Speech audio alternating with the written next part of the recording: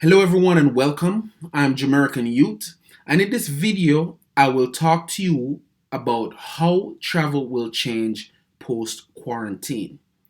As you know, the world has been shut down because of the pandemic. You know, people are not moving about as freely as before.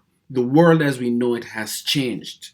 What used to be is not what it is right now, and likely will not be the same after the pandemic has been tamped down enough for us to go back to life as usual.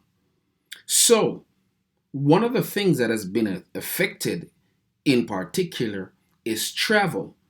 Not just travel for the sake of leisure, or travel for, the sake of seeing a family member, etc., but travel in terms of moving goods and services across the country, in terms of starting businesses, in terms of supporting businesses.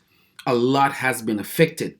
So, how do you think travel will be affected after the pandemic has been tamped down to a point where we can return to life as usual? How do you think it will be affected? What are some of the changes do you foresee happening? Well, in this video, I attempt to discuss some of the things I think will change in travel post quarantine. Now, bear in mind, these are just what I think, things that I think will change. There's nothing written in stone. But I will attempt to discuss some of the changes I think we will see over the course of the next few months. So, before I do so, again, I would like to encourage you to subscribe to the channel as it helps to make the channel grow. But without further ado, here are my ways in which I think travel will change post quarantine.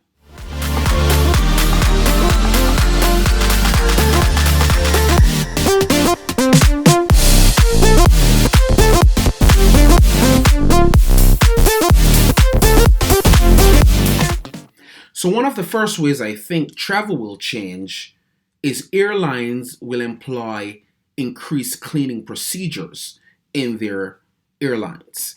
And this simply means going over and cleaning seats and cleaning the passageway, cleaning, the cockpit between flights a little bit more deeply than they used to before. They will have cleaning products on board with them to give to passengers. To some extent, this was already been being done. And just requiring that people are wearing masks when they're on board. That probably will likely be a requirement because they want to make sure people feel safe, people are safe, and that they're not, creating an environment where any virus can live. So we can expect to see, longer lines or, longer wait times. Some of these protocols will come down from the CDC or the WHO as recommendations that airlines should follow as protocol in order to conduct travel. And, we'll probably be asked to come a little bit earlier than we normally would come so that, things can be done on a timely manner. So, definitely employing more sophisticated cleaning procedures will probably be one of the ways that travel change. And you always want to make sure you have your masks and your gloves. And it's kind of interesting, there are two ways that people look at it today. There are some people who genuinely don't have a fear of what's going on. They think it's just much ado about nothing, while there are others who are taking it extremely seriously. So it will be interesting to kind of see what happens when those two mindsets meet in one place. But more than likely, airline procedures will have to be followed, and travel procedures will have to be followed. So it might not be as much of a deal as we might think it would be. But we can definitely assume that that's one of the ways travel will change. The second way I think travel will change is through social distancing. You can already see it now. Whenever you go to the supermarket or any major store, whenever it's time to check out your goods, one of the things that supermarkets are asking people to do is to stand 6 feet apart. That's the way you should stand in the line before you get to the cashier to check your stuff out. I can't imagine that that's going to be any different when it's time to go up to, get your boarding pass or to scan your boarding pass to board a plane. I think that will probably likely be, something that we're going to have to get used to. Um, and again, that plays into longer lines, that plays into earlier, arrival to the airport before you decide to depart. That is something that has to be paid keen attention to. That is something that you have to pay a lot of attention to, because social distancing, is becoming the norm. And some people have a problem with it, some people don't as much. So we will see. It remains to be seen how much we will adapt or adhere to social distancing norms, and whatever norms are going to be created because of the pandemic. So that's my second way I think travel will change. My third way I think travel will change is countries may now require an immunity passport. You may ask the question, what is an immunity passport?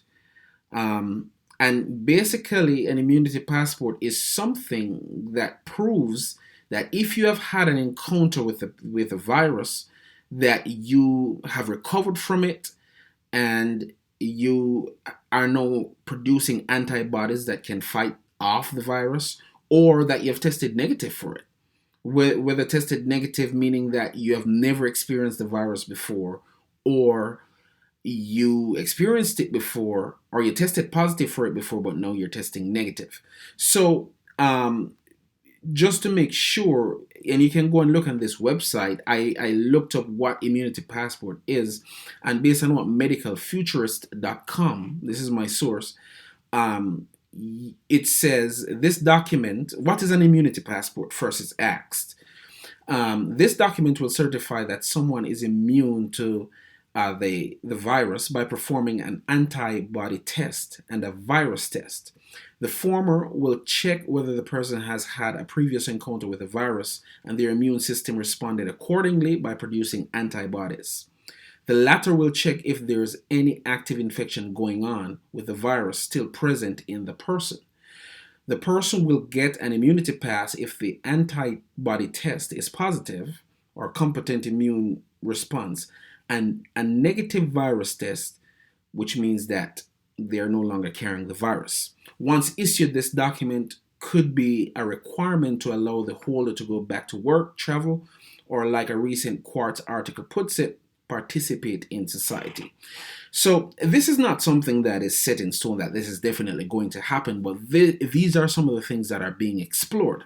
And I know there are people out there who are a little bit skeptical, a little bit weary of some of the things that may come out of this, for better or for worse. And rightly so. We should be skeptical. We should make sure that whatever we decide to do or whatever happens post quarantine will be first of benefit to us as a society. So I know there's a little bit of trepidation on the part of many, but these are just some of the things that are being discussed. Whether it will be implemented, it's wait to be, we have to wait to see how that will happen. And then how it will be implemented is something else as well. So we'll have to see. The fourth way I think travel will change post quarantine is airfares will drop. You will see low airfares. I think, considering the fact that airlines, will want to revive their industry. They want to get passengers traveling again. You can expect to see some incentives for travel. I mean, right now, no one is traveling, and in the immediate aftermath of the tamping down of the virus. And notice I said tamping down because there's reason to expect that this is not a short term thing. But in the immediate aftermath of the tamping down of the virus, the airlines will want to revive their industry. So they will try to encourage and entice people to travel by offering low fares. And, that will be a decision that we have to make. When to travel, whenever you are comfortable, is the only answer to that question. Whenever you feel comfortable, is the only answer to that question. So there likely will be low airfares. There's nothing wrong with looking right now to find out what is out there. Because people are not traveling and airlines are losing money. There are countries out there who one of their biggest earners of revenue is tourism. So they want people to come to their countries. And so you'll see, airfare coupled with accommodation probably being pretty low. And so that probably may be a positive that comes out of this. But again, that depends on how comfortable people will feel traveling after this. That remains to be seen, and that, of course, will come from the leaders. How are they,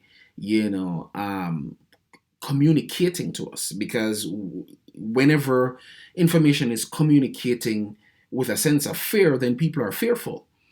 And if it's communicated with a sense of confidence, then people are confident. So, it's in the messaging, how everything is messaged and communicated with the people will determine how soon people feel comfortable traveling again. But that may be a positive from this post quarantine world. The lowering of airfares, the lowering of accommodation fares, and just the encouragement of traveling, getting out there in the same way that they're talking about, let's get back to reopening everything. So that's my fourth way. My fifth way, I think travel will be affected or changed post quarantine is travel insurance may become mandatory. Travel insurance is already mandatory for some countries, for travel to some countries, especially primarily in Europe.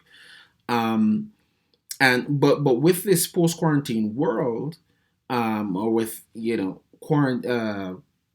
virus still possibly being around, countries and embassies and diplomats of countries may want to know that if you are affected in any way, or if you show signs or symptoms of the virus at any point during your travel to a foreign country, that you can be attended to. No, travel insurance is not something that is mandatory for travel, everywhere in the world. Um, but, having it definitely doesn't help, doesn't hurt, I should say. Having travel insurance doesn't hurt. And, of course, this should be something that we already, embrace. But definitely in this post quarantine world, it may become a little bit more mandatory. We don't know. We'll see. May not be necessarily immediately, since airlines and the travel industry in general will want to encourage people to travel, but it may become mandatory. This is just my thoughts on it. And then finally, my final way I think travel will be affected is a way in which I advocate solo traveling. I think solo traveling will increase post quarantine because people may still be a little bit weary about being in groups or being in crowds, or not being able to social distance.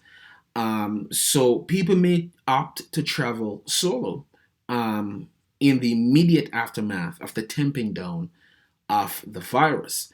And so, you may see a lot more solo travelers. But who knows? These are just the ways in which I think travel will be affected. There's a lot of other ways that I know it definitely will be affected by, but I chose not to mention those right now.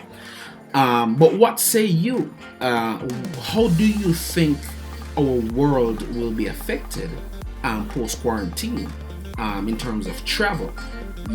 Are you on the side of those who, oh, I won't be traveling anytime soon. Let's just wait and see what happens, and then I will make a decision as to what I do. Or are you one of those persons who, I can't wait until this is done so that I can go out there and travel again? I can personally say I'm not sure. We'll just have to see, wait and see, and then, as I said earlier, when I'm comfortable, I will do it. But what say you? What are your thoughts? Are there any other ways do you think things will change post quarantine? Make a comment below. I would love to hear your views. And until next time, stay safe. And there is more to the world than where you live. Have a good day, everyone. Thanks.